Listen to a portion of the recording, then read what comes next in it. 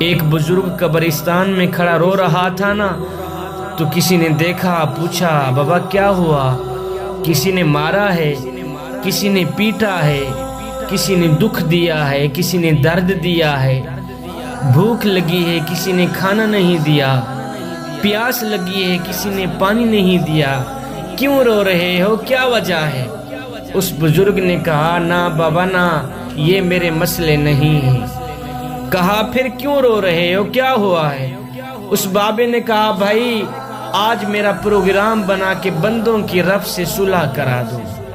کہا پھر کیا بنا؟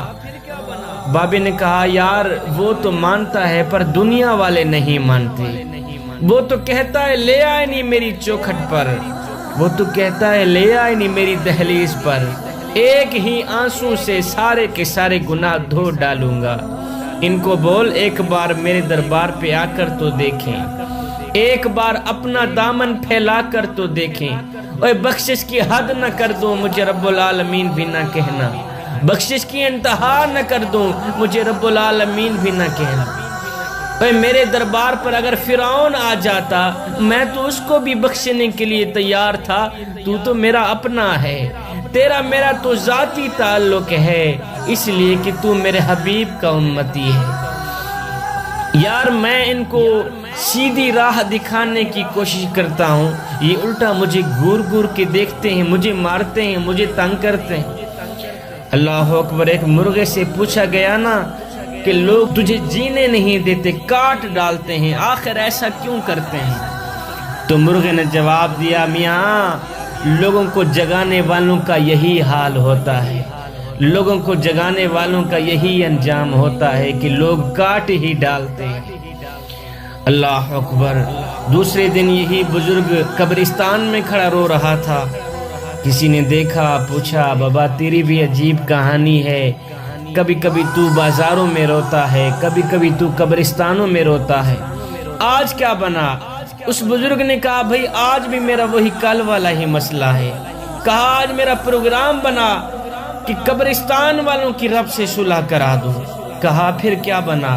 اس بزرگ نے کہا یار یہ تو رو رو کر دعائیں مانگ رہے ہیں، یا اللہ ہمیں بخش دے، ہمیں معاف کر دے، لیکن وہ آوازیں دے رہا ہے نہیں نہیں، اب جو تمہاری بخشش کا دروازہ تھا وہ بند ہو چکا ہے، تمہاری مغفرت کا جو دروازہ تھا وہ بند ہو چکا ہے۔ اے بندے آج ہمارے پاس وقت ہے توبہ کرنے کا، آج ہمارے پاس وقت ہے استغفار کرنے کا۔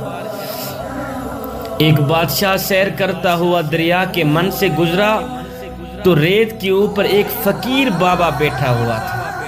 اللہ اکبر۔ بادشاہ کے گزرنے پر فقیر کو جنبش بھی نہ ہوئی کہ بادشاہ جا رہا ہے، اس کو اٹھ کر سلام دوں، اس کا استقبال کروں، بادشاہ ہے وقت کا۔ فقیر خاموش ہو کر ریت کے اوپر ہی بیٹھا رہا، بلکہ لیٹا ہی رہا۔ بادشاہ نے دل میں سوچا کہ شاید یہ فقیر مجھے نہیں جانتا۔ آخر بادشاہ بول ہی پڑا کہ فقیر میاں کیا حال ہے؟ اس فقیر نے کہا بادشاہ کوئی حال نہیں ہے، اللہ کی نعمتیں کھا کھا کر دانت ٹوٹ گئے ہیں، زبان اس کی ناشکری سے پھر بھی باز نہیں آتا۔ بادشاہ نے کہا فقیر میاں کیسی زندگی گزر رہی ہے؟ فقیر نے کہا جی کچھ آپ جیسی گزر رہی ہے، کچھ آپ سے اچھی بھی گزر رہی ہے۔ یہ سن کر بادشاہ حیران رہ گیا اور کہنے لگا شاید تم مجھے نہیں جانتے کہ میں کون ہوں۔ فقیر نے کہا میں جان گیا ہوں بادشاہ، تو بادشاہ وقت ہے، میں پہچان گیا ہوں آپ کو۔ تو بادشاہ نے کہا پھر میرے جیسی زندگی گزارنے کا تصور نہیں کیا جاتا، اور تم مجھ سے بھی اچھی زندگی گزار رہے ہو، وہ کیسے گزار رہے ہیں؟ فقیر نے کہا بادشاہ تو پھولوں کے بستر پہ سوتا ہے، میں ریت پہ سوتا ہوں۔ جب آپ کو اور مجھے نیند آ جاتی ہے اس وقت تجھے پتہ یہ نہیں ہوتا کہ میں پھولوں کے بستر پہ سویا ہوا ہوں، اور مجھے پتہ یہ نہیں ہوتا کہ میں ریت کے اوپر سویا ہوا ہوں۔ اس وقت تیری اور میری زندگی ایک جیسی ہی گزر رہی ہوتی ہے۔ اور اے بادشاہ سن، جب رات کا دوسرا پہر آتا ہے اس وقت تو سویا ہوا ہوتا ہے، میں نماز تہجد کے لیے مصلی بچھا لیتا ہوں، اس وقت میری زندگی تیری زندگی سے اچھی گزر رہی ہوتی ہے۔ جوانوں، اپنی زندگی کو مالک کی دہلیز پہ لے آؤ، اپنی زندگی کو مالک کی چوکھٹ پہ لے آؤ۔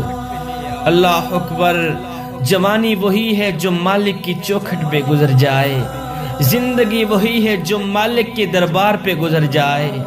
اللہ اکبر، اپنے دل کا تعلق مالک سے جوڑ لو، محبت اور پیار کا تعلق مالک سے جوڑ لو، اپنی جوانی کو دین کی راہ پہ ڈھال لو۔ میرے کریم آقا نے فرمایا میں اللہ کا حبیب ہوں، میں اللہ کا حبیب ہوں۔ پھر فرمایا صرف میں ہی نہیں، جو جوانی میں توبہ کرتا ہے وہ بھی اللہ کا حبیب بنتا ہے۔ آؤ اللہ کے حبیب بن جاؤ، آؤ اللہ کے دوست بن جاؤ۔ اللہ اکبر، جب تم اپنی ساری زندگی اللہ کے نام پہ کر دو گے تو پھر وہ ساری کائنات تمہارے نام کر دے گی۔